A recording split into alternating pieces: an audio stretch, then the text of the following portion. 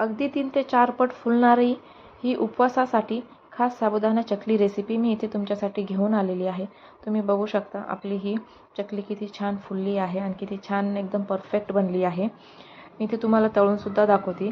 तर जे अगदी बिगिनर्स आहे किंवा जे फर्स्ट टाइम बनवतील ही चकली तरीसुद्धा एकदम परफेक्ट बनेल अशी ही रेसिपी मी तुमच्यासोबत आज शेअर करणार आहे। तर व्हिडिओ नक्की शेवटपर्यंत बघा।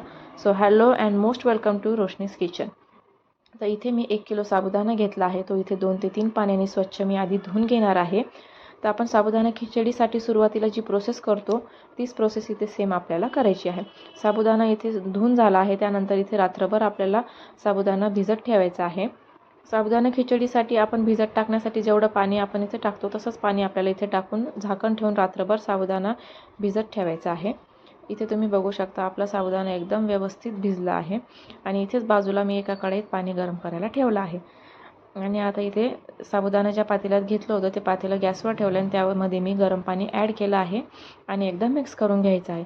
इथे आपल्याला साबुदाणा एकदम आपल्याला छान शिजून घ्यायचा आहे। अगदी असं ट्रान्सपरंट दिसला पाहिजे आपला साबुदाणा, तोपर्यंत आपल्याला इथे शिजवायचा आहे। तर जोपर्यंत इथे साबुदाणा शिजतोय तोपर्यंतच मी साईडला लगेच कुकरमध्ये बटाटे टाकलेले आहेत शिजायला, तुम्ही बघू शकता। आणि इथे गरज पडली तर अजून आपल्याला गरम पाणी ॲड करायचं आहे। तिथे सगळे बटाटे आपले उकडले गेले आहेत। तर आपल्याला इथे सगळ्या बटाट्यांची साल काढून घ्यायची आहे आणि हे बटाटे आपल्याला किसून घ्यायचे आहेत। तर सगळ्यात पहिली टिप म्हणजे अशी की तुम्ही इथे जर बटाटे स्मॅश करत असाल तर आतापासून तसं स्मॅश करायचे नाहीत। तर इथे तुम्ही अशा पद्धतीने किसून घ्या, कारण स्मॅश केल्याने काय होतं की एखादा आहे ना गुठळे किंवा गाठ जमून ते आपण ती राहूनच जाते। मग जेव्हा आपण चकल्या बनवतो तर तेव्हा ते मध्ये मध्ये अडकत राहते आणि चकलीचा शेप आपला प्रॉपर येत नाही।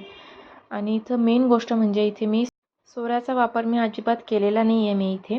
तर इथे मी कुठल्या पद्धतीने चकली केली आहे तर हे बघण्यासाठी तुम्ही शेवटपर्यंत व्हिडिओ बघा। एकदम परफेक्ट आपल्या चकल्या इथे आलेल्या आहेत।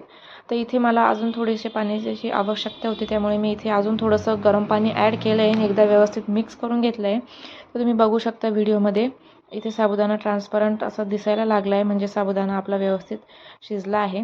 तर जो बटाटा आपण इथे किसून घेतला होता तर तो आपण इथे लगेच असं पातेल्यात टाकून घ्यायचा आहे, साबुदाण्यासोबत व्यवस्थित मिक्स करून घ्यायचा आहे। आणि इथे गॅसची फ्लेम मी बंद केलेली आहे। तर सगळं साबुदाणा मध्ये बटाटा इथे मी व्यवस्थित टाकल्यानंतर इथे मी उचकणीने व्यवस्थित मिक्स करून घेणार आहे। हे सगळं एकसारखं आपल्याला मिक्स करायचं आहे आणि याची कन्सिस्टन्सी पण तुम्ही बघू शकता तर किती व्यवस्थित झालेली आहे। जास्त कुठल्याही इन्ग्रेडियंटची इथे गरज पडलेली नाही आहे आणि एकदम साध्या व सोप्या पद्धतीने ही चकल्यांची रेसिपी इथे रेडी केलेली आहे। तर इथे पातेलं लगेच खाली उतरून घेतलेलं आहे। त्यानंतर जोवर आपल्याकडून उचकणीने मिक्स होतो तोवर मिक्स करायचं। त्यानंतर इथे खिशी घेण्यासाठी आपण जो घोट्या वापरतो किंवा याला चाटू देखील म्हणतात, त्याच्याने आपल्याला एकदम व्यवस्थित मिक्स करून घ्यायची आहे। आता फर्स्ट टिप मी तुम्हाला जी सांगितली होती ती ही होती की बटाटा आपल्याला इथे किसून घ्यायचा आहे आणि सेकंड टिप म्हणजे ही आहे की आपल्याला हे एकदम व्यवस्थित मिक्स करायचं आहे। त्यानंतर इथे मी 3 चम्मच लाल तिखट ॲड केलेलं आहे आणि चवीनुसार मीठ ॲड केलं आहे। तुम्ही इथे तिखट कमी जास्त पण करू शकता तुमच्या आवडीनुसार। तर तिखट टाकल्यानंतर देखील आपल्याला पुन्हा व्यवस्थित मिक्स करायचं आहे। ही खूप मेन प्रोसेस आहे की जेवढं तुम्ही चांगलं मिक्स कराल तेवढे आपल्या चकल्या चांगल्या बनतील किंवा चांगल्या फुलतील। तर ह्या प्रोसेसला अजिबात घाई करायची नाही आहे।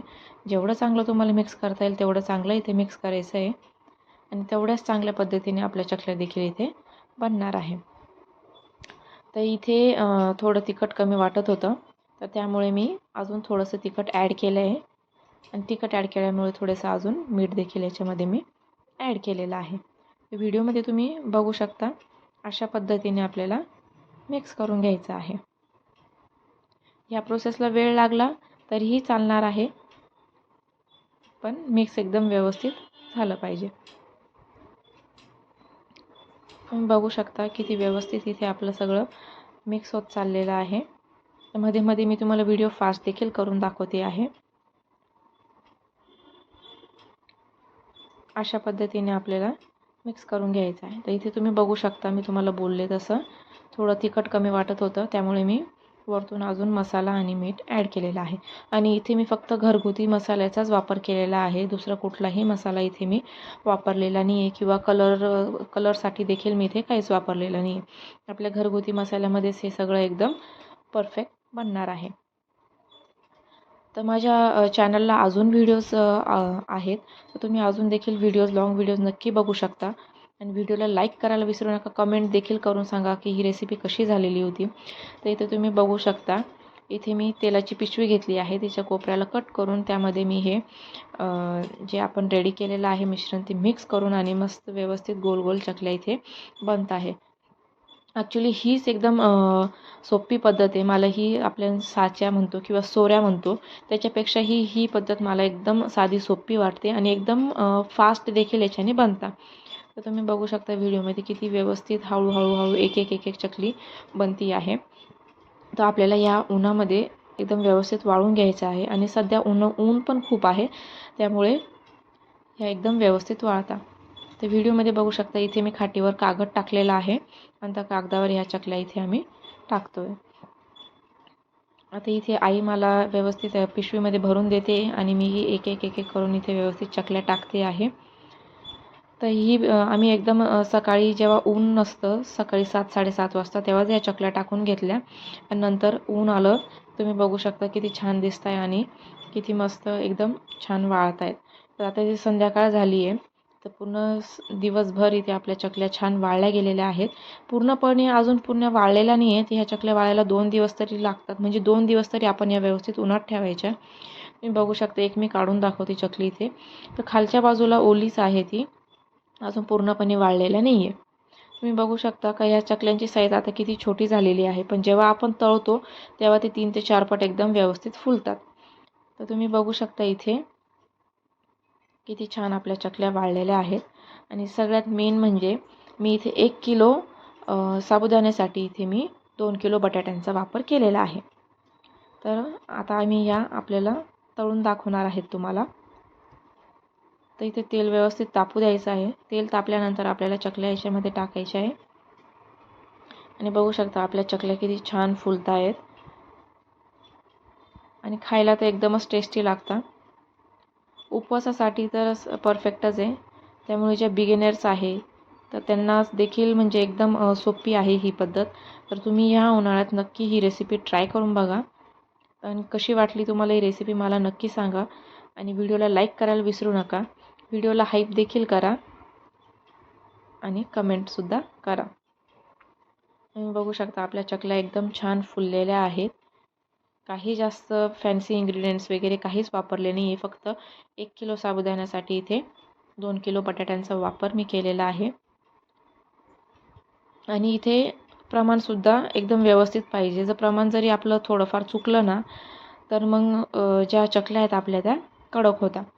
तर तुम्ही इथे 2 किलोच्या ऐवजी थोडंफार 2.5 किलो देखील तुम्ही इथे वापरू शकता बटाटे. बट मग इथे 2 किलोच आम्ही बटाटे वापरलेले आहेत. तर बघू शकता किती परफेक्ट आपली ही चकली बनलेली आहे. ती दिसायला पण एवढी छान दिसते आणि खायला पण फार टेस्टी झालेली आहे चकली. तर तुम्ही नक्की ही रेसिपी ट्राय करा. कशी वाटली ते पण मला कमेंटमध्ये सांगा. व्हिडिओला लाईक करायला विसरू नका.